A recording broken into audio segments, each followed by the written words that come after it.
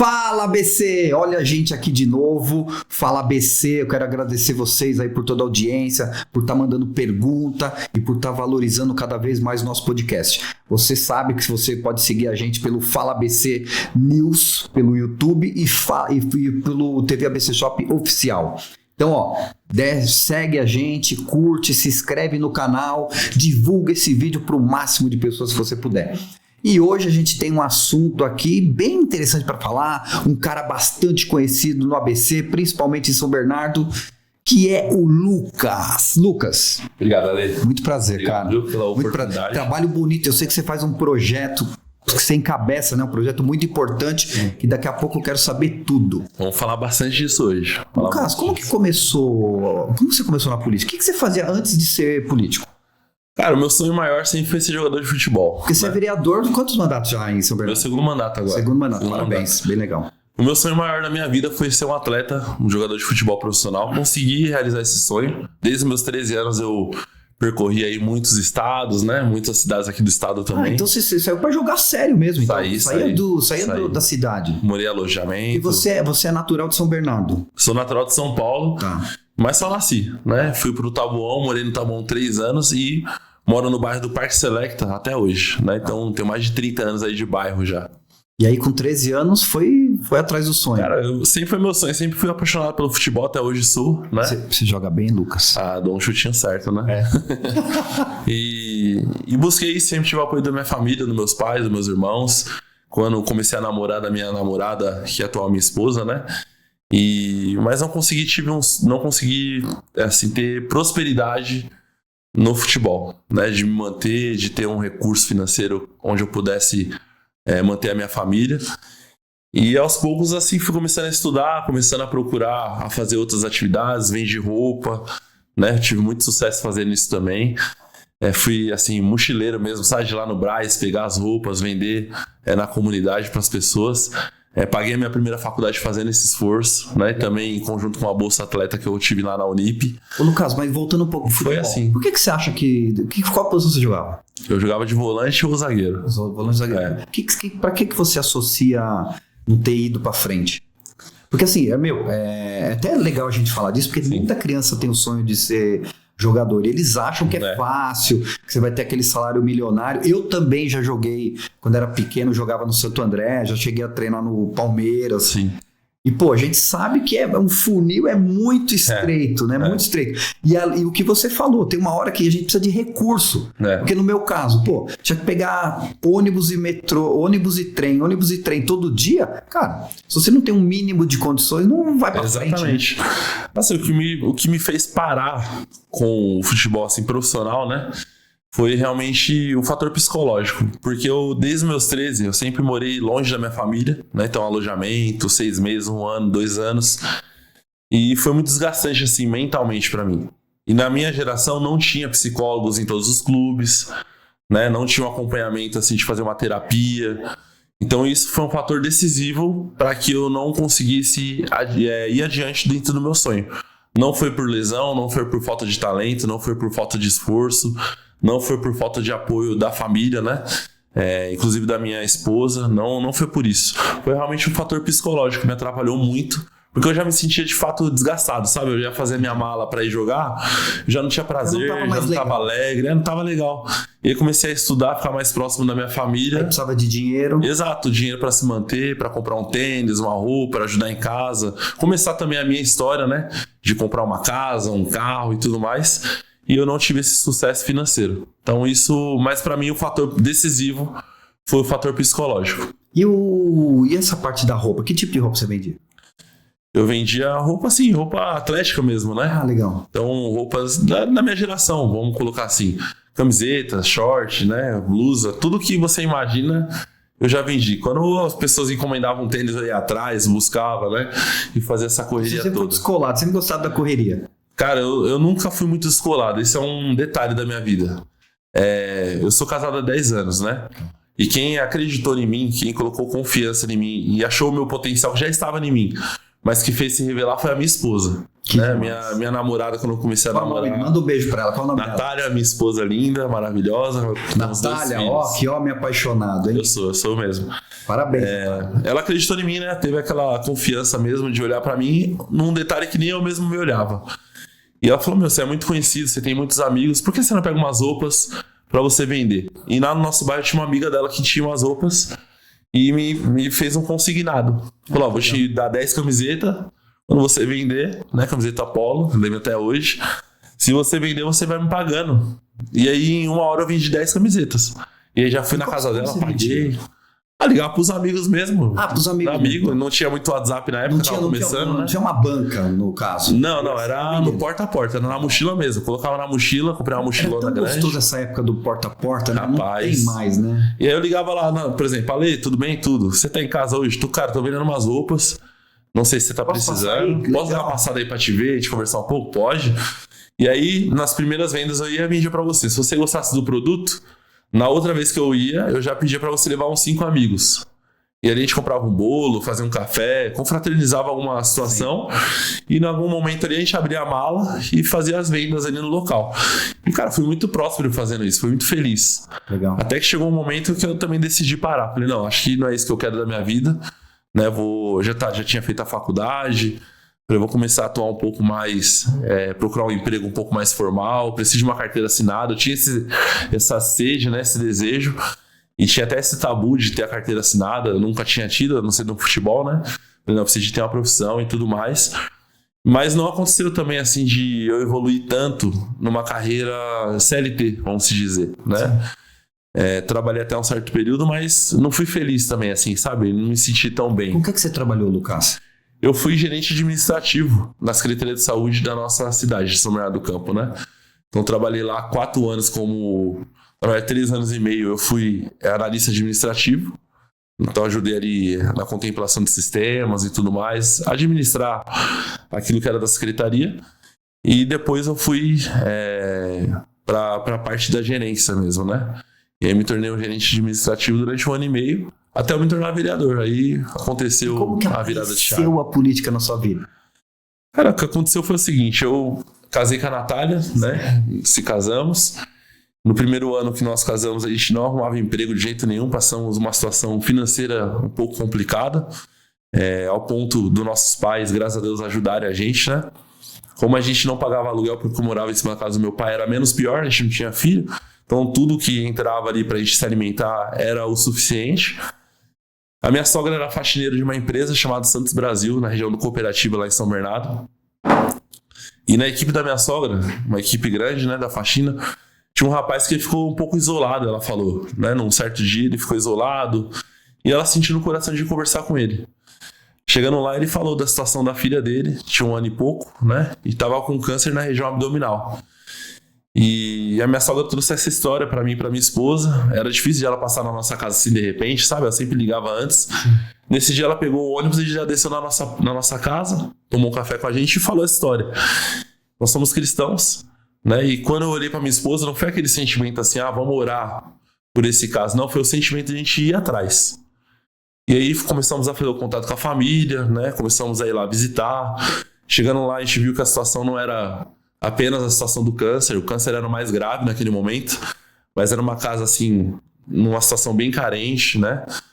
Tinha outras crianças dentro do lar, o pai e a mãe super trabalhadores, né? Os dois faxineiros.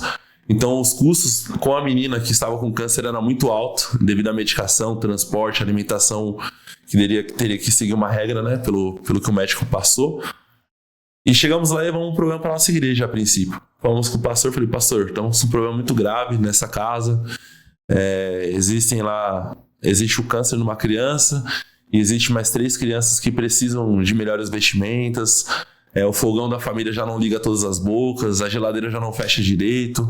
A questão alimentar, tá faltando algumas situações devido à alimentação da Sofia ser uma alimentação muito regrada, né?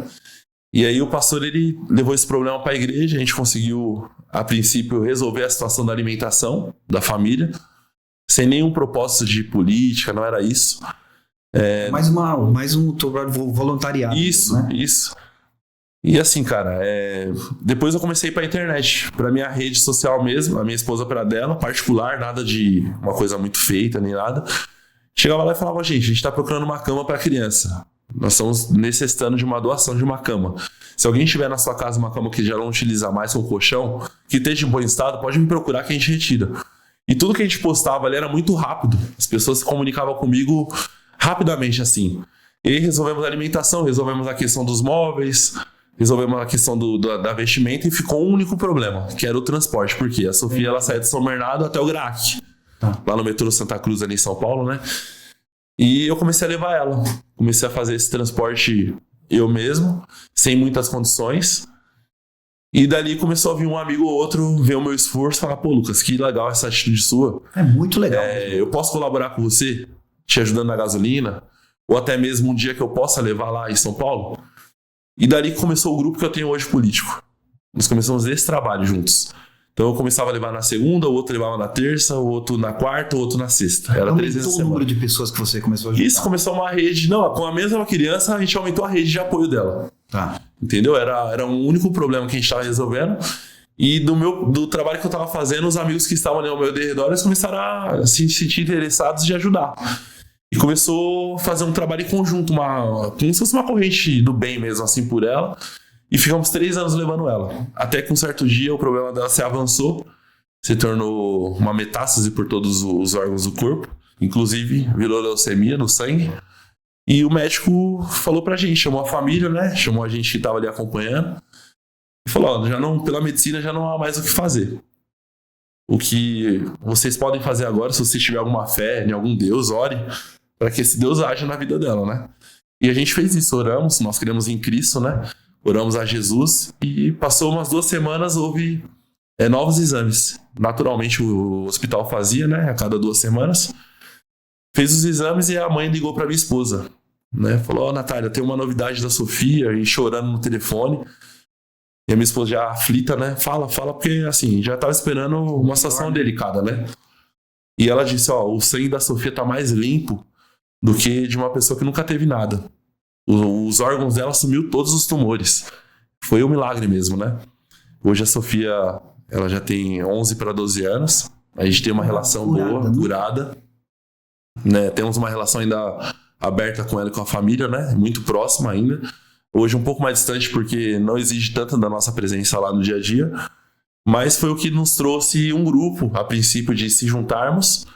E do problema da Sofia começamos a fazer campanha de agasalho, Páscoa solidária, começamos a fazer festa das crianças, Natal solidário, e tudo que a gente fazia ali, graças a Deus por isso, a gente colocava a mão pra gente arrecadar uma coisa, o negócio se tornava um fenômeno, né? O pessoal gosta muito de colaborar. Muito, tem muita gente do bem. E pegamos uma época de pandemia também, né?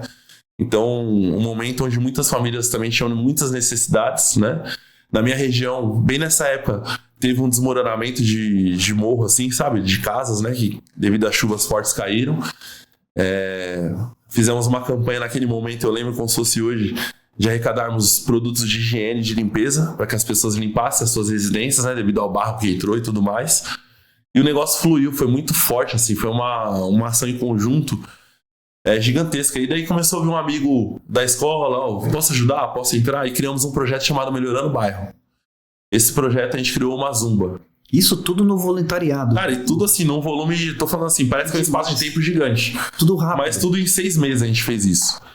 Criamos uma zumba, a zumba começou... E você sentiu prazer naquele... Cara, a gente saiu do Era muito legal e até hoje é legal o nosso trabalho, porque a gente sai do emprego, hoje até que não, porque o meu horário hoje é flexível. Mas na época eu tinha um emprego formal, então eu tinha que cumprir um horário. E quando dava 5 horas que eu tinha que sair do meu emprego, eu já saía correndo pro projeto, né? Que fazia na garagem da minha mãe e depois na garagem de um assessor meu hoje, que é o Caio, né? No nosso bairro. E criamos uma zumba. A zumba começou com 3 mulheres, a minha esposa, uma amiga e a professora. Hoje nós temos mais de 300 mulheres que participam. Até hoje o projeto acontece, chamado Renovo. Que demais. Né? Nós espalhamos, já não é mais só no meu bairro, já tem outros bairros acontecendo. Desse projeto nós criamos um projeto chamado Mulheres Bem Resolvidas, que é a minha esposa que cuida, junto com uma psicóloga. Então, quadros dessas 300 mulheres uma mulher que sofre uma agressão, uma violência doméstica, que sofre uma necessidade alimentícia na sua residência, está precisando de emprego. sempre no final chega até a mim, né? Algum tipo de comentário desse. A minha esposa faz essa abordagem com essa mulher de uma forma fina, reservada, né? E a gente cria um grupo chamado Mulheres Bem Resolvidas, com 15 mulheres com uma terapia em grupo. Onde a psicóloga, agradeço a Carol Paula, Legal. Que ela faz esse trabalho voluntariado. Então a gente, a cada 4 meses, a gente forma um grupo desse fator psicológico, cuidando da saúde mental e na saúde física, através do Projeto Renovo das mulheres. E o negócio deu liga, sabe, cara? O negócio se espalhou. Aí começou a vir gente da minha região, de outras regiões, fomos começando a formar vários grupos em bairros determinados, boca a boca. E o negócio deu liga, fomos pra urna de repente, assim, porque já tinha um trabalho muito consolidado, as pessoas na rua já pediam pra gente estar candidatos naquela ocasião, 2020. Aí nessa época você já era afiliado a algum partido ou ainda não? Não era afiliado. Me filiei na época pro DEM, né, no antigo DEM, que hoje é a União Brasil, se juntou com o PSL. Fui eleito, né, e estamos seguindo essa carreira aí. Você lembra como você fez? Como foi sua campanha na primeira eleição? Sim, cara, a nossa campanha foi uma campanha humilde. Porque assim, simples, cara, você barata. fez muito trabalho social, né? Voluntariado. Então, assim, tinha naquela coletividade, puta, certeza que ia passar, né? Mas como expandir isso para ganhar uma eleição? Essa, a nossa pré-campanha foi muito boa. Porque a gente já estava num trabalho de 2 anos juntos. Porque você tem uma rede social, você falou que também fazia bastante coisa divulgada na rede social. Isso. A rede social é forte. É legal, ela não é uma rede social extraordinária grande, igual tem 19 mil seguidores no Instagram. Mas é público real. São pessoas que seguem o nosso trabalho de fato, né? Nunca comprei seguidor, então foi um trabalho que a gente faz construindo mesmo. E pegamos a época da pandemia, então era o auge da internet, né? Lives, né? Você fazia live também, Flávio? Fazia live, né? Legal. E antes da candidatura, bem antes, um ano antes, a gente já fazia live de arrecadação de alimentos, o negócio viralizava, a gente arrecadava muito, né? E começamos a ser notados, né? O passo foi esse, fomos notados. E a partir do momento que fomos notados, fizemos uma pré-campanha. Você foi convidado para entrar na política? Fui convidado. Tá. Né? Fui convidado. Na época eu saí candidato na chapa ele já era prefeito, que era o Orlando Morando, né? Na época. Na reeleição dele, me convidou, fiz parte ali. E deu certo, assim, porque fizemos uma baita de uma pré-campanha, cara. Foi muito legal. Foi uma campanha legal. Tranquilo? Foi tranquilo. Na pré-campanha nós tínhamos um sentimento de vitória. Ah. Porque, igual eu tô te falando, aquilo que a gente fazia, se colocávamos a fazer, dava um start bacana. Por exemplo, no meu bairro, a gente conseguiu troca de asfalto com abaixo-assinado sem mandato. Iluminamos todos os pontos de ônibus. Você já era um político? Já era um ativista. Eu já tinha um trabalho ativista, sabe? Eu era chato, sabe? Assim, quando o nosso grupo, quando a gente colocava uma coisa na cabeça, a gente só parava quando a gente alcançava o sucesso. E te realiza isso? Realiza. Pontos do nosso bairro que era viciado, a gente transformou em praça. Conseguimos asfalto novo, iluminação de LED, iluminamos a comunidade do Montanhão, né? Tudo com pedido de abaixo-assinado antes. Tinha rações nos nossos pontos de ônibus, a gente começou a fazer campanas nos pontos para averiguar os pontos que a gente poderia ajudar a polícia a melhorar a patrulha. E um dos pontos que a gente notou era a iluminação dos pontos, era muito escuro. Então iluminamos todos os pontos ali junto à empresa de ônibus, pegamos o contrato, lemos o contrato, brigamos com eles iluminaram todos os pontos, acho que era 8 pontos de ônibus que a gente iluminou, acabou os assaltos, ao ponto da Polícia Militar, na época um grande amigo meu, que até hoje é amigo, o Capitão Verri, ele cuidava da minha região ali, ele me chamou para uma conversa e falou: Lucas, a polícia está pensando em tirar uma base fixa que nós temos na Praça dos Trabalhadores ali na região do Silvina. Mas eu não quero tirar. Mas da forma que a base está hoje, não tem como eu manter. E nem como eu falar pro policial passar para usar o banheiro, se alimentar, com a base era mais para isso mesmo, com apoio para a corporação. Porque ela estava muito danificada. Tá muito deteriorada, tá muito ruim. E eu sinto que você tem uma força muito grande de ajudar a gente a reforma dessa base. Você não consegue fazer uma campanha para que a gente reforme isso? Eu falei: capitão, vou fazer. Fizemos a campanha na internet de vaquinhas, uma vaquinha virtual. Passei em todos os comércios da Avenida General Barreto de Menezes, no Silvina. Para quem conhece, é uma avenida de comércio ali. Conversei com cada comerciante, falei: o que você puder ajudar, não é R$1.000, não é R$2.000. Eu sei que para manter um comércio no Brasil é muito difícil, mas eu acho importante a base estar aqui ainda. Você não acha? Acho. cara, a gente tá com uma vaquinha que a gente precisa de arrecadar, vamos falar assim, não lembro o valor certo, mas R$10 mil pra gente fazer uma reforma básica na base ali. Você consegue ajudar? As pessoas ajudando, né?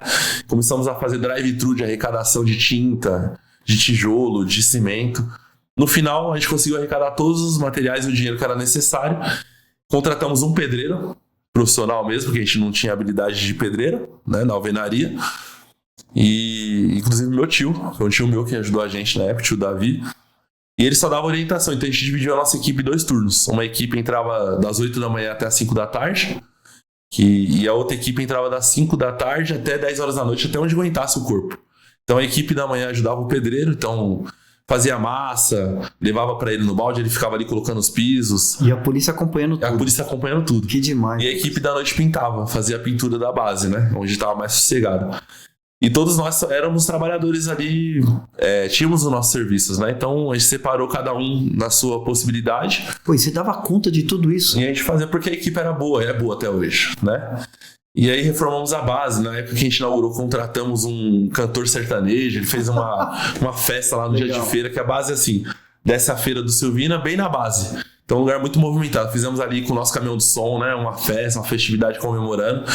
E criamos um elo muito forte com o comércio local. Por isso que eu falo, quando a gente chegou na eleição, nós já tínhamos tanto trabalho já executado sem mandato, que nós tínhamos muita confiança da vitória. E a vitória veio. E aí essa primeira campanha foi com um panfleto? Boca a boca? Como que foi? Foi mais internet. Curiosidade minha. Foi mais internet mesmo por causa da pandemia. A gente respeitou, né, o distanciamento que havia. Fizemos reuniões assim, a pessoa dentro da garagem dela, a gente na rua, explicando nossos objetivos. Mas você chegava nas casas ali, você trabalhou mais o seu bairro, a campanha? Fizemos um cerco assim, né, igual... É porque nessa época nós já tínhamos crescido como equipe. Já tinha um melhorando o bairro e já tinha se espalhado. Eu já conhecia vocês. O bairro já conhecia e, por exemplo, a região do Orquídeas, Alvarenga, nós já tínhamos lideranças lá, que era no nosso projeto, voluntários. A gente não pagava R$1 pra ninguém. Então essa liderança, ele juntava lá as famílias do bairro dele na garagem, né? E, lógico, mantendo o distanciamento que tinha que ser mantido na época. E a gente fazia a reunião as pessoas na garagem e a gente do lado de fora. Então, o nosso trabalho, a gente não quer prometer nada pra vocês aqui. O nosso discurso da primeira campanha foi esse. Nós já temos realizações. Nós já fizemos uma revista, realmente uma revista mesmo, apresentando nossos feitos e fizemos 7 compromissos na época. Vou falar 3, assim, que eram muito especiais, que cabiam apenas a mim, não dependia de outro vereador. Era uma coisa muito pessoal. Eu falei que doaria 20% do meu salário, né, durante os 4 anos. Eu não usaria carro oficial, né, e seria o gabinete mais econômico da cidade. Dentro do gabinete nós faríamos ali economias que seriam importantes. E eu consegui. E aí os outros 3 eram projetos de leis. Então apresentaremos um projeto de lei para tal área e tal área, né? Mas os mais importantes eram um compromisso muito pessoal. E eu peguei essa revista e fui no cartório, registrei ela a firma, né? Registrei a firma da minha assinatura e fiz um material muito legal, assim, daquilo que eu já tinha feito e 7 compromissos básicos que a maioria dependia exclusivamente de mim. Isso, porque são coisas que você abre mão de direito que você tinha. E aí, cara, cumpri isso. Doei R$108 mil de salário nos primeiros 4 anos. Não usei carro oficial, nem eu, nem a minha equipe. E fomos o terceiro gabinete mais econômico do grande ABC. Né? Tem o pessoal aí do MBL, né, que eles são muito econômicos. Eles fazem um trabalho bonito nesse sentido. Eu elogio bastante eles. Que eles usam até menos funcionários. Eu não abri mão de funcionários. Eu abri mão de papelaria, de correspondência nas casas, aquelas malas diretas, né? Uhum. Então eu economizava muito gasolina porque eu já não usava carro oficial. Então meu gabinete ficou enxuto e ficou um gabinete prático dentro do nosso time.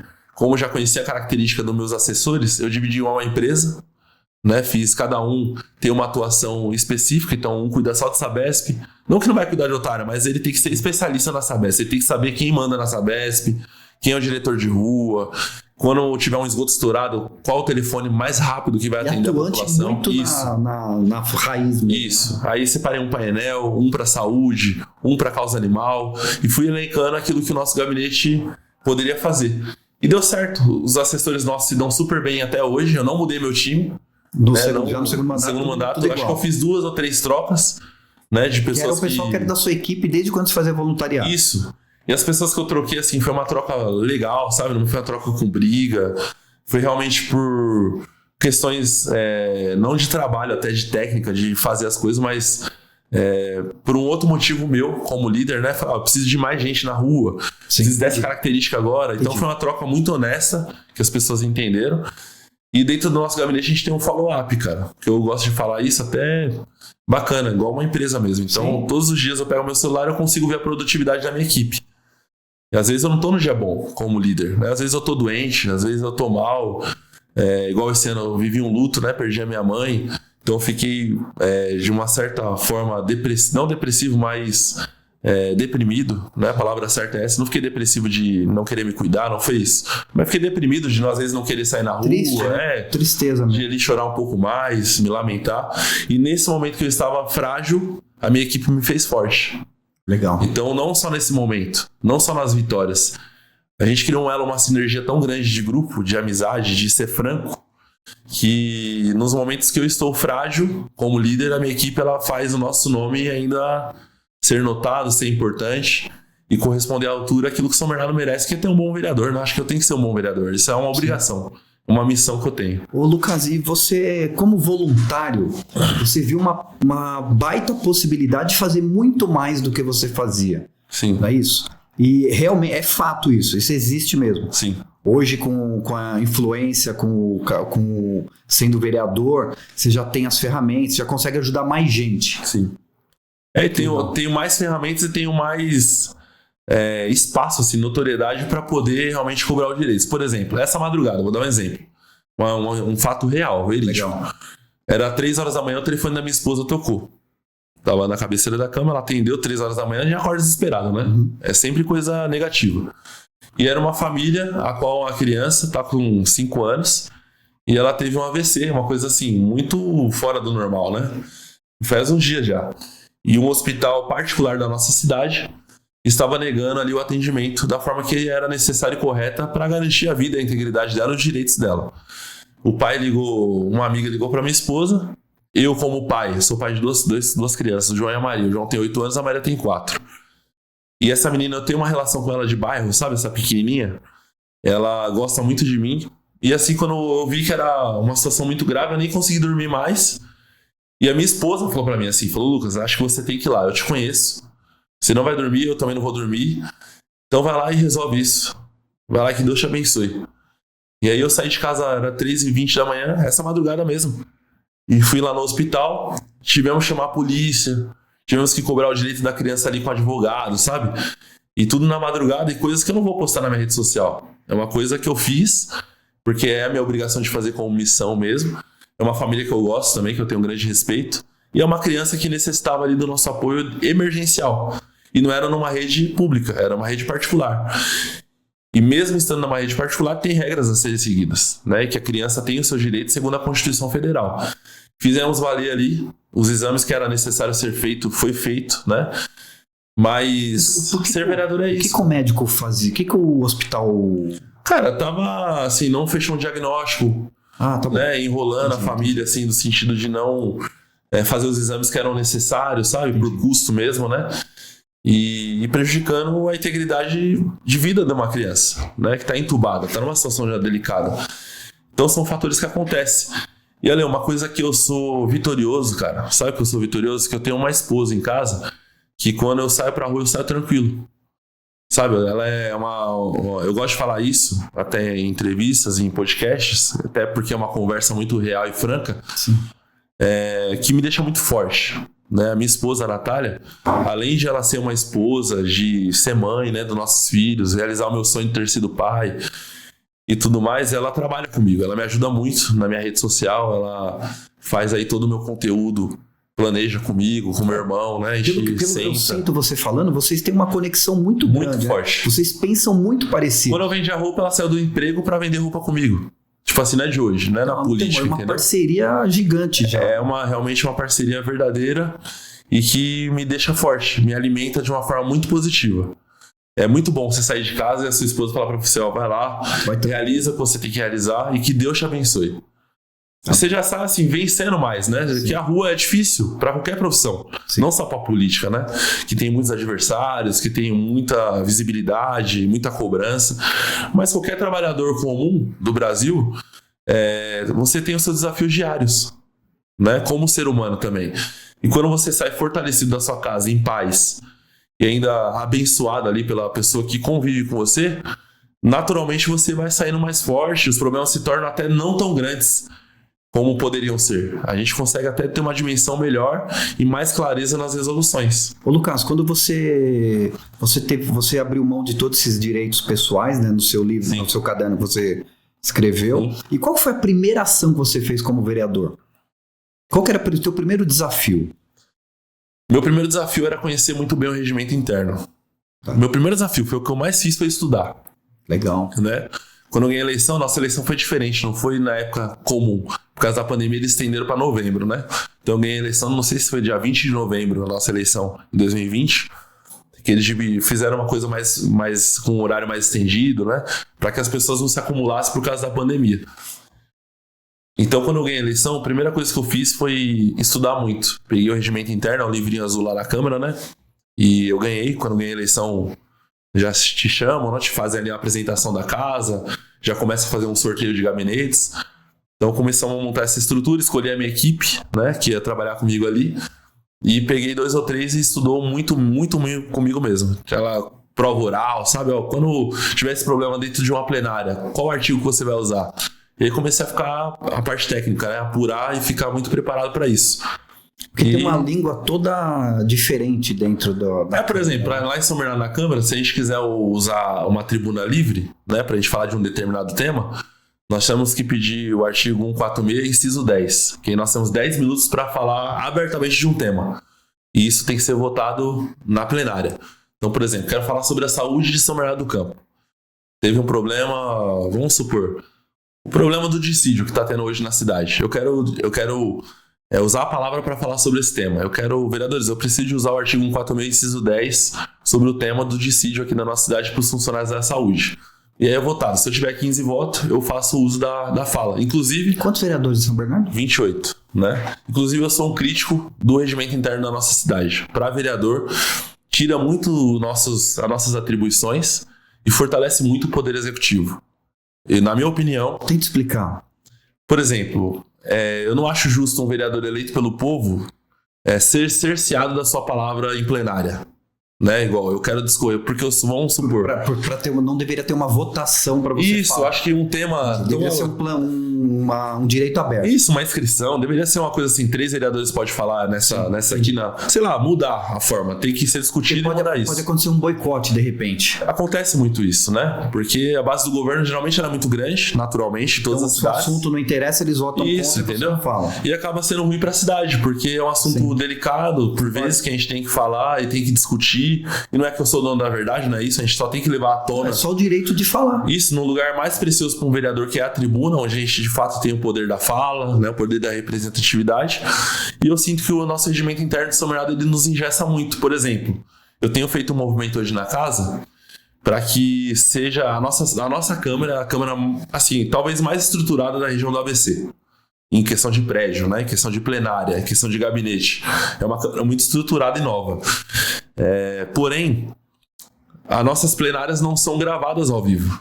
Não são transmitidas no YouTube, no canal da Câmara Municipal. Porque geralmente as prefeituras fazem isso, né? Todas as outras 6 cidades aqui, das 7 cidades, só São Bernardo não tem isso. Por quê?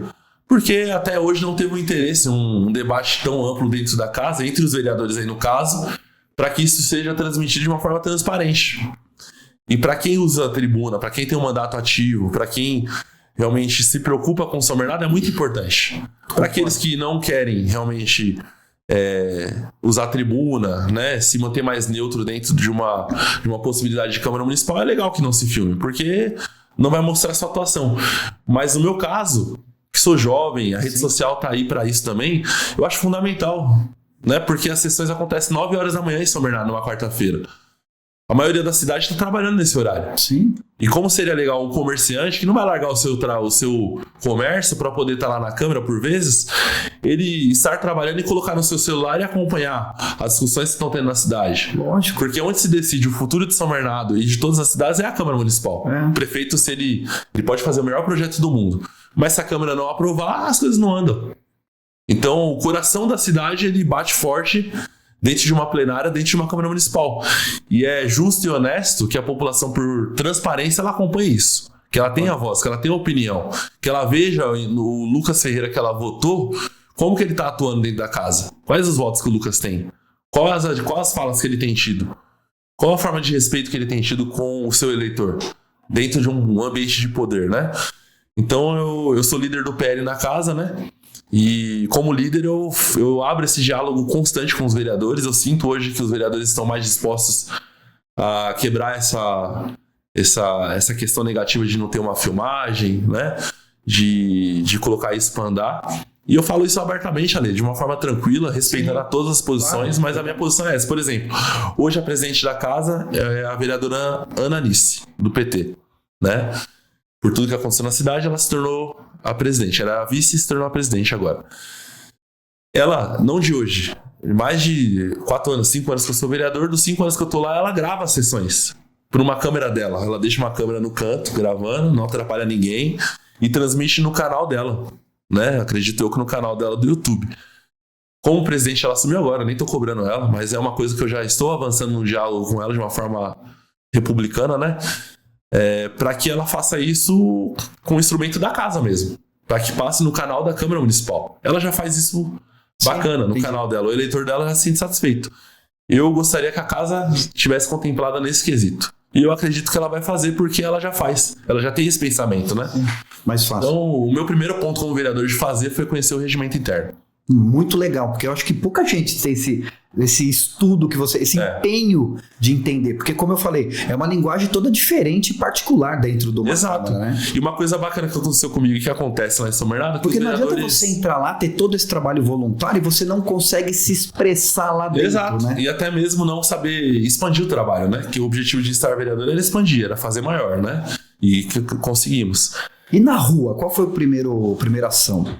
Na rua, a primeira coisa que a gente fez pelo mandato nosso, assim, vou falar uma coisa importante, tá? Que a gente até permanece até hoje. A gente criou um gabinete móvel, né? Eu tenho um caminhão que eu adaptei ele todinho, então ele se tornou um gabinete. Comprei uma barraca bem bacana, assim, mandei fazer uma coisa assim que reflita que é um gabinete que a pessoa pode levar ali suas demandas. E a gente teve uma atuação de rua muito forte, e temos até hoje. Então, a cada 2 semanas, a gente, pela rede social, a gente faz um filtro. As pessoas comentam, eu gostaria que seu gabinete móvel estivesse no bairro X. E a gente marca com aquela pessoa para que ela seja meio que um embaixador da nossa presença ali. Que ela faz... Ela organiza assim, precisa de uma tomada, né? Precisa de um lugar mais calmo, um lugar um pouco mais movimentado.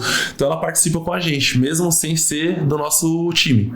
Ela se torna um voluntariado, um eleitor que se voluntaria a estar com a gente naquele período que a gente fica no bairro dela.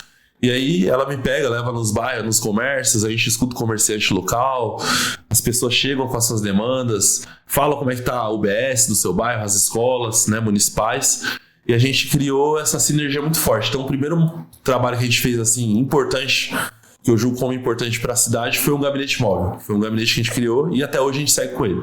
Legal. Lucas, você percebe que o trabalho voluntariado, porque você não é mais um trabalho voluntariado, mas é um trabalho que você tem o apoio agora do governo, né? Da prefeitura. Você tem uma verba que você pode usar para ajudar mais pessoas. Que tipo de sonho você teria? Qual seria o sonho de consumo do vereador Lucas, no sentido de política pública mesmo, né? Política pública, exatamente. Cara, eu tô seguindo nesse sonho, né? É um sonho que já estou construindo, na verdade. Outra coisa, uma coisa importante também, é mais difícil você fazer o seu trabalho, ajudar as pessoas, voluntariado ou sendo vereador? Voluntariado, né? Que voluntariado você não tem nenhuma estrutura, né? Igual hoje eu tenho... mais difícil. Então eu tenho 9 assessores que estão pagos, né? Entendi. Então eles recebem para fazer um trabalho que tem que ser bem feito, né? Como voluntário, não. Como voluntário é voluntário mesmo. A pessoa tem que ir fazer aquilo que é possível dentro do tempo que ela tem.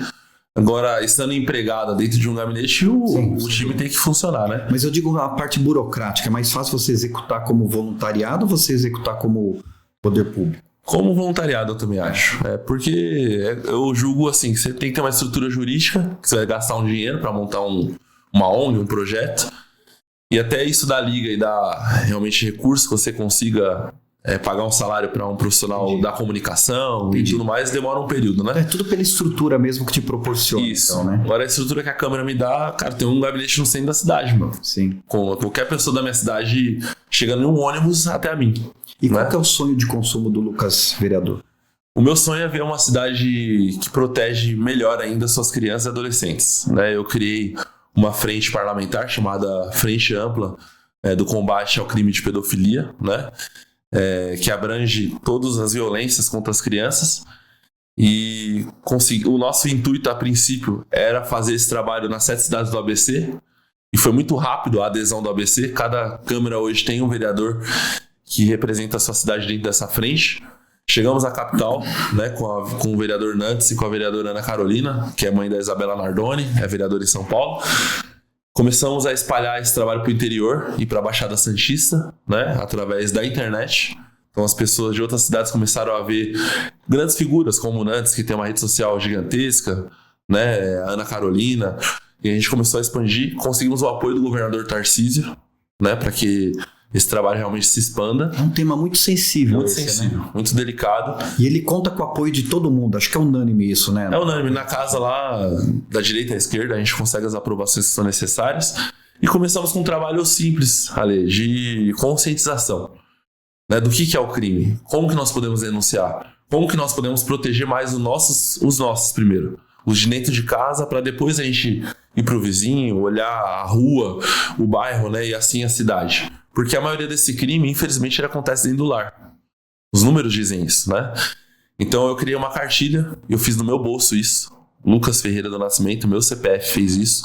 Fui numa gráfica, fiz mais de 120 mil exemplares de uma cartilha que eu criei. Poderia ter trago a cartilha para mostrar para você, mas essa cartilha eu consegui entregar para cada membro dessa frente. Cada membro espalhou na sua cidade. Você tem essa cartilha impressa online e digital também? Temos. E como que o pessoal tem acesso a essa cartilha, Lucas? Eu vou fazer o seguinte, eu vou falar para algum assessor meu comentar aqui, né? E a gente vai deixar um link para que a pessoa clique. Perfeito. E ela tenha acesso a essa cartilha. Mas também pode me comunicar que eu mando até no endereço, não tem problema. Ó, só escrever aqui, gente. Escreve aqui, ó. Eu quero a cartilha. Que a minha equipe vai entrar em contato, a gente pega o seu endereço e a gente manda por correspondência. E nós temos uma campanha muito forte no maio Laranja. Começamos a analisar as 7 cidades do ABC e muitas cidades, por exemplo, São Bernardo não tinha aprovado na sua lei, né, dentro do seu organograma ali. Das suas atividades ali, do seu calendário, né, a palavra certa é o calendário municipal, o Maio Laranja. E nós conseguimos aprovação na nossa Câmara e expandimos isso para as demais câmaras. Então, qual que é o objetivo da frente? Aqui em São Caetano é o vereador Caio Salgado, que tem um grande trabalho comigo nessa frente. Inclusive o Caio, deixar meus sentimentos, perdeu o pai dele nessa noite, né? Tem um trabalho muito bonito com a PAI. E ele apresenta, por exemplo, uma lei importante de São Caetano. Poxa, despertou um desejo de a gente apresentar em todas as cidades. Então a gente faz sempre um trabalho em bloco. Aquilo que apresenta assim, em São Bernardo, que é a cidade, vamos dizer, chefe, né? Que carrega esse trabalho. Nós já disparamos pelo WhatsApp por PDF as leis e cada vereador da sua cidade muda ali as tarjetas da Câmara Municipal, muda um artigo ou outro, coloca a sua cara dentro do projeto e apresenta na sua Câmara. Então, hoje nós temos 15 cidades que fazem esse trabalho contra e combatendo esse tipo de crime. Ô Lucas, e a gente faz um volume muito forte. Você ficou, quando você entrou nesse projeto, você ficou surpreso com o número de casos de pedofilia na região? Cara, eu fiquei demais. Uma coisa que me deixou surpreso. É chocante, Lucas. O que foi mais chocante pra mim, eu moro num condomínio e tem uma mulher, né, que ela faz a limpeza, a faxina do condomínio, ela é contratada. E eu fiz um vídeo falando sobre esse trabalho que eu estava fazendo, executando e tudo mais, a Frente Ampla, Maio Laranja. E um certo dia eu estava descendo no elevador e ela me encontrou, no meu prédio mesmo.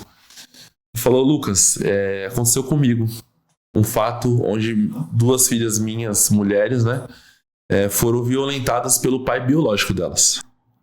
E aquilo me chocou muito, porque além de ela trabalhar onde eu moro, acompanhar o meu trabalho, ela também mora no meu bairro. Então, assim, a 2 quadras da minha casa estava acontecendo um caso a qual eu estava, por vezes, falando de Santo André, às vezes de São Paulo, às vezes um pouco mais longe.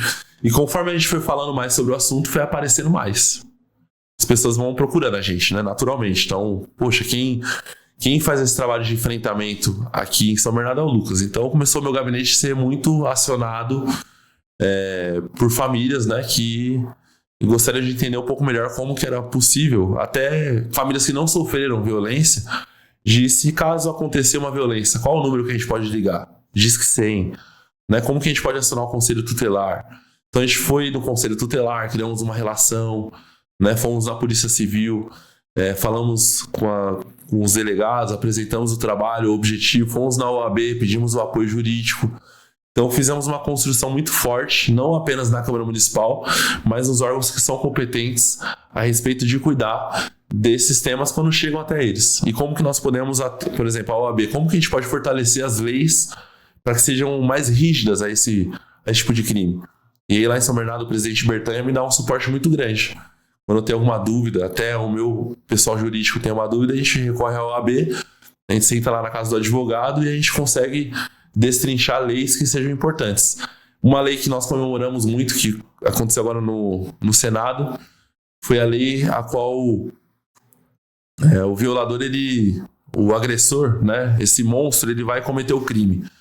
Até então no Brasil, ele pagava uma fiança e ele saía pela porta da frente. Isso, eu queria entender essa parte de punição para esses monstros. E aí lá no Senado, os senadores fizeram um grande trabalho agora recente, um mês para trás, onde a pessoa foi acusada, tramitou e julgou que ela de fato é um acusado e foi preso, ele não tem direito nenhum de pagar uma fiança. Ele vai cumprir a pena integral, né? Já passou na CCJ no Senado, foi agora para o Congresso Nacional, para os deputados federais. Após os deputados aprovarem, que acredito que será aprovado, vai para o presidente da República e acredito eu que ele vai sancionar a lei. Ele não vai vetar. E se vetar, vai derrubar no Congresso o veto dele, né? Mas acho que ele não vai vetar, de verdade. Creio e torço para que não aconteça isso. Então, uma lei poderosa, né? Outra lei importante que aconteceu em Brasília, que aí faz um regimento do Brasil, né? Foi a lei do cadastramento dos pedófilos, que infelizmente, aí sim, o presidente da República, ele vetou parte da lei. Então, ele vetou a parte onde os pedófilos ficam dentro de uma inscrição, né, dentro de um site que seria divulgado realmente quem são eles. E ele vetou essa parte, na minha opinião, deixando muito mais vulnerável as famílias, né? E eu não estou colocando parte ideológica, política no meio, estou falando de crianças e adolescentes, né? Então, é uma lei poderosa que, infelizmente, com o veto dele, em parte do projeto, acabou depreciando a causa maior, que era realmente colocar pânico e medo nesses agressores para que eles, de fato, repensassem aí, né? Vamos dizer assim, antes de cometer esse tipo de delito. Ô Lucas, é difícil provar, é difícil acusar alguém desse tipo de crime? Cara, é difícil porque a maioria desses crimes acontecem na residência, dentro das casas. Então, às vezes a criança ela tá falando ali pra mãe, pro irmão mais velho. Deve acontecer muito da mãe não acreditar. Isso, por isso que é difícil, né? A mãe não. Por isso que o trabalho de vocês, essa conscientização é muito importante. É o primeiro ponto, né? Então a gente criou uma cartilha, a princípio para adultos, né? Uma linguagem adulta, onde era mais claro os temas, e criamos uma cartilha infantil, que aí tem, por exemplo, lá o sinal do toque. O sinal verde é onde pode ser tocado. Mãozinha, pezinho, cabeça, né? Normal. Não tá realmente colocando em risco a integridade física da criança, nem sexual. Amarelo já é mais arriscado. A coxa, partes aqui da barriga, né? Já se torna uma coisa meio indelicada, já não é muito legal, já é para ficar atento. E o vermelho é onde é extremamente restrito, que é as partes íntimas, né? Inclusive a boca, né? Então, tocou na boquinha, ó, não pode. Então, eu trabalho realmente de pai e mãe, sabe? De pai e mãe sentar com a criança no sofá. Ó, filho, se em qualquer lugar que você estiver, qualquer pessoa tocar na sua boquinha, fala pra professora, procura o papai, procura a mamãe. Se tocar no seu seio, se tocar na sua parte íntima, por favor, fala pra gente, porque isso não pode, tá certo? Agora na mãozinha, tá tocando na sua mão, tá brincando com você, tá tudo certo, filho, pode brincar normal. Agora é realmente um trabalho de conscientização, de sentar no sofá e ser pai e mãe, né? De trabalhar. E qual que é o nosso objetivo lá em São Bernardo com essa cartilha? É que ela se torne uma lei, nós estamos lutando com isso na Câmara. Essa cartilha quem fez foi eu tive apoio da ministra na época, Damares, né? Hoje senadora. ela me mandou um estudo, a gente criou isso para o nosso âmbito. Mas o nosso objetivo é que se torne uma lei, porque a nossa cidade, nós temos 84 mil crianças inscritas nas escolas municipais, só nas municipais. 84 mil, isso 84 mil.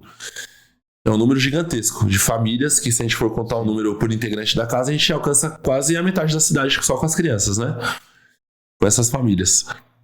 E o objetivo é que essa cartilha seja feita pela prefeitura, com o logotipo da prefeitura, não é de vereador de ninguém, e que seja distribuída na primeira reunião de pais e na última, com um trabalho de conscientização de uma forma direta com as famílias e com os educadores também.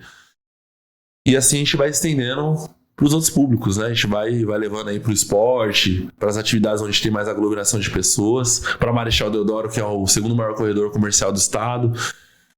Mas por enquanto eu não consegui aprovar essa lei. Por enquanto eu faço por mim mesmo. Essa cartilha quem faz é eu, o meu gabinete. A gente imprime e a gente sai às ruas entregando. Entregamos mais de 100 mil, Ale. Né? Não só eu. Entreguei aqui em São Caetano com o Caio fez a entrega. Santo André pro Donete, o Donete fez a entrega. Né? E assim sucessivamente, cada um nas suas regiões e nas suas cidades fazendo esse trabalho. E muita gente até vocês hoje no gabinete se informar sobre isso. Muita ligação, né? O pessoal, Lucas, eles não querem se identificar. O pessoal fica curioso de saber como que enquadra isso. Fica. E acho que deve ficar. Eu acho que é um crime tão bárbaro que deve intimidar. A pessoa deve ficar tímida de procurar ajuda mesmo. Né? E assim, cara, uma coisa legal, a gente teve que preparar muito a nossa equipe, né? Pra que recebesse essas pessoas. Porque nesses números não tem ideia de quantas pessoas ainda não se manifestaram, né? Pode. Esse número deve. A maioria não se manifestou. Deve aumentar, assim, pelo menos uns 30%. Com certeza. Com certeza, né? Que é um número gigante, Lucas. Exatamente, é um absurdo. É uma avalanche, né? E outra, nós estamos no estado de São Paulo, que é um estado muito populoso, né? E que, infelizmente, ainda tem muitas famílias que não têm esse conhecimento daquilo que pode, como denunciar, como ficar mais atento, né? Inclusive, assim, não só dentro das casas, tá? Dentro de situações religiosas também, né? Temos casos eu ia citar até essa parte de igreja, assim, pra gente... Se tem muito caso também, e escola, onde tem... Depois você falou que o primeiro foco sempre é a casa. A família. A família. E o segundo, tem ideia? O segundo é realmente em espaços... Até pra gente mapear pra quem tá assistindo, Sim. Já ficar mais... Espaços religiosos, né? Também tem muitos casos. Escolas, assim, tem, mas não é um número tão avançado segundo as denúncias, né? Até porque é o que a gente tá falando, tem muitas crianças que nem sabem que tá sendo violentada. Então, isso... E aí, quando se torna um adolescente, começa a ter um trauma e fala, poxa, por que eu tenho essa insegurança? Então, muitas vezes, eu acho que a maioria... não sei, você me corrige. Acho que a maioria das pessoas descobre depois. Pô, Exato. Eu fui molestado, não sabia. Quando eu fui à minha reeleição, um dos trabalhos que eu falei que eu faria com mais rigor, porque eu já faço trabalho há 3 anos, né? A reeleição foi há 1 ano atrás. Eu fui na casa das pessoas e eu fiz um material exclusivo sobre isso, para adultos, né? Fiz 20 mil impressos, 20 mil a 30 mil. E muitas casas, quando eu acabava a reunião, que eu falava, destrinchava sobre o que nós já estávamos fazendo, o que a gente queria fazer, que era a frente ampla e tudo mais, a maioria dos casos, mulheres me chamavam após a reunião. Ali, tava tomando café, né? Acabou a reunião ali, tava tomando um cafezinho preto. Me chamava de lado e falava, na minha infância eu passei por isso, cara. Hoje eu sou mãe, hoje eu sou avó. E você pode deixar mais 5 exemplares dessa cartilha pra mim aqui? Porque eu vou entregar pra minha família, porque eu jamais quero que meus netos passem o que eu já passei. E eu só entendi que eu passei isso quando eu tinha 20 anos, 25, 30, quando eu casei, quando eu tive uma relação com o meu marido, né? E aí eu tive ali uma insegurança. E dali que eu entendi que eu procurei um apoio psicológico. Então é muito nesse quesito do tete a tete mesmo. Muito traumatizante, deve ser. Muito, cara. Muito mesmo. Ô, Lucas, e, cara, então é muito difícil você pegar também esse tipo de monstro, porque a maioria das pessoas, sei lá, elas descobrem que aconteceu isso com elas, já passou, né? Por isso que a gente fala muito do assunto. E às vezes a gente não tá buscando visualização ali, nem like, né? Nem curtida, nem nada. Sério, e o seu... Porque é uma quebra de tabu. Né? É uma quebra de uma situação, infelizmente, que quando a gente fica calado, a gente acaba favorecendo muito mais o agressor do que a vítima. Então, quanto mais nós falamos, mais as pessoas refletem. Poxa, na minha infância, Eu já passei por isso. Então, eu fui violentado, meu. Eu não sabia, não tinha essa noção que eu passei por uma violência. Eu vou me atentar mais agora com meus filhos para que jamais eles passem nesse tipo de violência. Às vezes não é só a violência. É muito importante, né? E às vezes não é só a violência do fato consumado, né? De uma penetração, coisas do tipo. Mas do toque, né? Senta aqui. Desse tipo de violência também, né? De mostrar vídeos inadequados. Agora em Sorocaba, semana retrasada. Eu ia perguntar isso, essa questão da internet. Então, Sorocaba agora, nós temos uma relação muito forte com o prefeito Manga, que é um expoente diferenciado, a gente fala TikToker, né? Da rede social, ele é um fenômeno, né? Rede social muito aquecida. Estive com ele no mês de maio. E nós começamos uma criação de um fórum intermunicipal entre São Bernardo e Sorocaba. Qual que era a intenção disso? Qual que é a intenção disso que nós estamos criando? É criar aquilo que Sorocaba aprova, que é muito bom, São Bernardo aprovar. Aquilo que São Bernardo aprova, que é muito bom, nesse quesito, nesse enfrentamento, Sorocaba também aprovar. E agora, 2 semanas atrás, uma criança de 6 anos estava vivendo em cativeiro durante a sua vida inteira, sendo ali expostas apenas a vídeos sexuais, a pornografia, desde quando a criança ela começou a assistir. Ali os tutores dela colocou ela para assistir pornografia. Ela não tinha contato com um desenho que fosse lícito, que fosse bacana, infantil, sempre na idade, né? Uma agressão realmente moral a ela, né, dessa questão. E também nunca tinha tido acesso a uma comida sólida, cara. 6 anos de idade só tomava líquido. Morava em cativeiro agora. Isso aconteceu agora, saiu no Metrópolis, essa notícia. Conversei com o prefeito Manga, né? Ele já levou uma lei para a Câmara para aprovar medidas mais drásticas sobre situações como essa. E nós olhando aquilo que aconteceu lá, a gente não quer que aconteça aqui. Então o objetivo da Frente Ampla é justamente esse. É pegar os casos que infelizmente acontecem e tentar preveni-los em cidades que são participantes dessas frentes, para que não aconteça de maneira nenhuma, né? Porque uma vez acontecido esse fato, é uma criança, uma família que estará totalmente ali sendo exposta a várias vulnerabilidades da sua história. Ô Lucas, e essa questão da internet? Tem muita pedofilia pela internet? É onde mais acontece, né? O Felca fez um vídeo agora, né? O influencer, que na minha opinião foi fundamental, né? Moveu Brasília. Fez leis como essa que eu falei, de pedófilos aí que foram acusados já não serem soltos por um pagamento de fiança. Isso foi um movimento criado pela motivação do vídeo do Felca. Legal. E várias cidades do Brasil inteiro já estão aprovando as leis contra o uso da exploração infantil no quesito sexual mesmo, né? Preservar realmente essa parte infantil das crianças, né? E a internet, na minha opinião, por vezes ela é poderosa, como o Felca foi poderoso pro lado positivo, mas às vezes ela se torna a terra de ninguém, né? Então, muitas vezes a criança fica sozinha no computador, não sabe o que Exato. acontece, aí entra um amiguinho, aí só que o amiguinho já é velho, já é mais... Exatamente, eu não, assim, Ale, eu vou deixar minha opinião. Eu não sou favorável à regulamentação das redes, né? Não sou. Eu acho isso perigoso pro Brasil. Mas eu acho que o caminho maior para a gente ter um enfrentamento real disso é investir na tecnologia para nossas polícias, para nossas forças policiais que são competentes. Mas eles às vezes não têm os instrumentos mais perfeitos para ter uma atuação perfeita, né? De mobilizarem situações de investigação que sejam completas dentro do ambiente virtual. E, logicamente, eu acredito que uma cidade forte, um estado forte, um Brasil forte, só se faz com famílias fortes. Claro. Então, o que eu vejo hoje, acho que você também vê muito isso, é pais e mães transferindo a responsabilidade das suas criações. Exatamente. A escolas em período integral, né? Não estou falando daquela família que tem a necessidade de realmente da vaga integral, porque trabalha o dia inteiro e precisa. Pra desocupar. Então, mas tem muita gente que transfere essa responsabilidade pro educador que estaria ali para educar o quê? Na matemática, no português, na geografia, na história, não na questão de valores. Os valores têm que estar dentro das casas, sentado na mesa, sentado no sofá, gastar tempo com as suas famílias nesse quesito, olhar o que os seus filhos jogam. Igual meu filho gosta de jogar na internet, no celular, tem 8 anos, ele tá nessa fase. Mas quando ele joga online, só joga online quando a gente tá do lado. A gente não deixa ele entrar em fóruns, né? Ele só tem a permissão de jogar conosco. Óbvio. Né? Certo. Ele pode jogar os joguinhos dele lá, mas sem ser online. Igual, joga um FIFA no computador. Joga FIFA lá, meu filho. Inclusive, joga até bem. Ganha de mim, né? Mas não joga online. Não joga com outras pessoas que a gente não conhece. Quando ele joga online é só quando eu estou do lado. É o João, né? É o João. E o G já tá tenso nessa hora já? Nossa, meu, e é desafiador. Esses dias eu e a minha esposa ela tem mais tempo com eles em casa, né? Esses dias ela tomou o celular dele, ele ficou chateado, ficou bravo, criou até uma birrinha. Entendi. Então, assim, como pais, a gente tem que ter realmente esse trabalho principal de educar, e a família forte faz um estado, uma cidade mais forte, né? Ô, Lucas, pra gente mudar um pouco de assunto.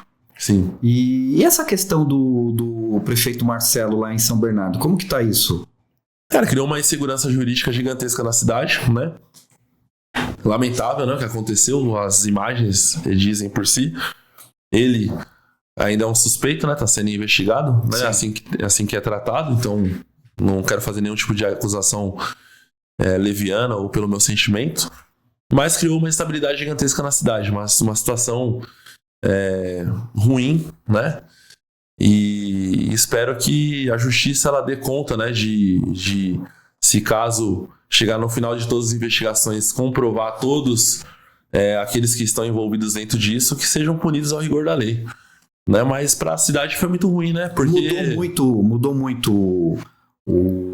Óbvio que mudou muito tudo lá dentro da Câmara. Sim. Mas isso dificulta o trabalho de vocês de alguma forma? Cara, na verdade, assim, descredibiliza o trabalho de quem é sério, né? Descredibiliza porque somos políticos, igual, né? Fica todo mundo dentro de um único saco ali.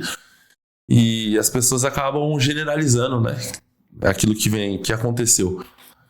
Porém, assim, o que eu fico triste porque vinha fazendo um trabalho interessante, né? Tava numa crescente a cidade, assim, daquilo que ele se propôs como plano de governo.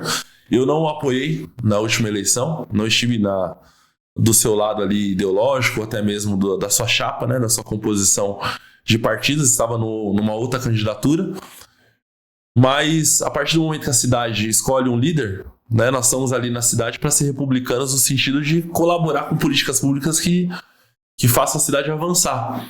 Então, por exemplo, aquilo que ele tinha mandado à Câmara como prefeito, eu não rejeitei nenhum projeto dele. Ele criou uma reforma administrativa, criou mais 2 ou 3 secretarias, criou um custo maior para a cidade, mas estava no plano de governo dele, a cidade quis aquilo. Né? Inclusive, acho que ele criou uma secretaria importante, que, por exemplo, a Secretaria da Mulher, né? Que cria políticas públicas ali bem voltadas a essa segurança da mulher, né? A fomentação do emprego e tudo mais para as mulheres. Então, achei importante, votei sim, né? Naquela reforma administrativa, foi a segunda sessão extraordinária que nós fizemos em janeiro.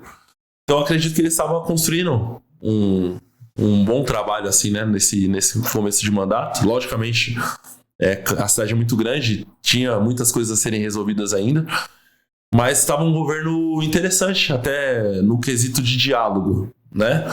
Por exemplo, eu apresentei uma lei em audiência pública sobre a integração dos sistemas da saúde pública. O que acontece? São Bernardo até hoje não tem um prontuário eletrônico. Então você passa na UBS e você chega até a UPA, e da UPA você vai internado para o hospital, chega lá no hospital, o médico não sabe o porquê que você chegou até lá, a não ser aquilo que o médico deixou prescrito. Mas ele não sabe do seu histórico. E poxa vida, Ali, os meus filhos foram vacinados na cidade, na UBS do Parque Selecta. Eles passam em consulta lá até hoje.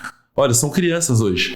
Vão chegar adultos, 20, 30 anos, vai ter um histórico inteiro de todos os exames de sangue deles, se eles tinham gordura, se é propício a ter um tipo de ataque cardíaco, né, por algum tipo de situação dos seus exames ali que consta, colesterol alto, gordura no sangue, coisa do tipo.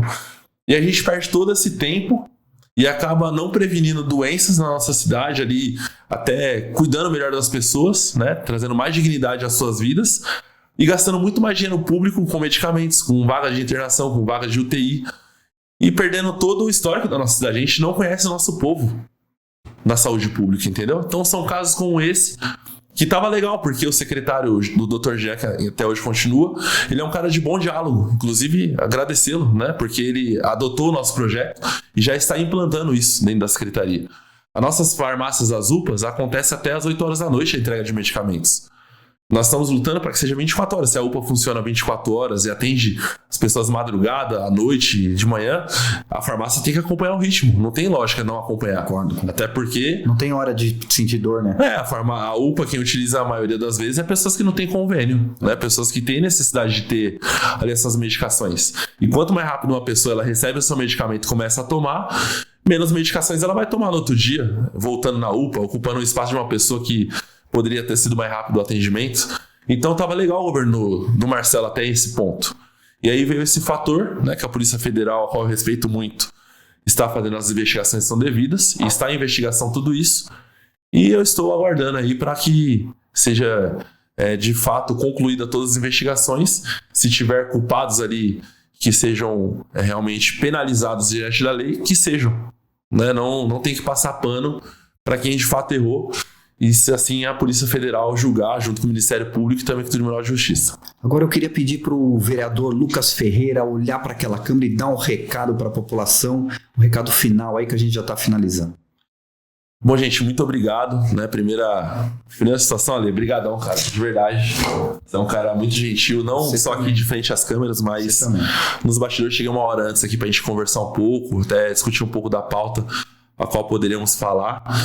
Acho que foi bem importante eu estar aqui, até como vereador, para o meu próprio crescimento do tocante de estar diante das câmeras, de estar diante de um apresentador que é profissional, né? Para que a gente vá crescendo mais e apresentando aquilo que a gente vem fazendo por São Bernardo, se estendendo para o ABC, agora para o Estado. Que vocês não percam a confiança da mudança, que ela é possível, né? Mas sempre lembrando que a verdadeira mudança começa dentro do nosso coração. A política ela não vai mudar, gente. O que muda são os agentes, né? São as intenções do coração. A política desde a Grécia Antiga. E o que mudou e que fez políticos se destacarem dentro das suas atuações e deixarem legados foi realmente as propostas que estavam nos seus corações. Não aquilo que nós falamos apenas diante das câmeras, mas as nossas atuações de bastidores também. Então eu peço que vocês acompanhem mais o nosso trabalho lá em São Bernardo, não só o meu, de todos os vereadores, porque tem vereadores muito bons ali na cidade, vereadores que eu tirei como escola, né, para que a gente aprendesse mais e que a gente vá construindo junto uma cidade que seja forte, que entregue bons resultados nas políticas públicas e que de verdade conheça o seu povo e que entregue resultados ao seu povo. Esse é o maior objetivo do nosso mandato. E, cara, vou fazer 34 anos. Eu acredito que tenho uma carreira ainda extensa. Sim. A esse mundo público, né? Junto com a minha equipe. Somos jovens. Esperamos galgar situações importantes. Não queremos estar vereadores para sempre, respeitando o cargo, tendo humildade, não é sendo prepotente, mas é sempre trabalhando num alto nível para que quando as oportunidades surjam, nós estejamos aí preparados e aptos para que a gente deixe um legado daquilo que nós já passamos, outras pessoas ocupem os nossos espaços também e que a gente venha ocupar espaços maiores dentro da vida pública. Esse é o meu objetivo maior e eu espero que as pessoas que me deram a chance, 5.365 votos, se sintam de fato representados não somente pelo Lucas Ferreira, mas representados por toda essa equipe que trabalha e trabalha demais. Lucas, de verdade, eu estou impressionado com o seu trabalho voluntário, por toda a sua carreira, por tudo que você fez antes de ser político. Agora você tem a oportunidade de fazer muito mais.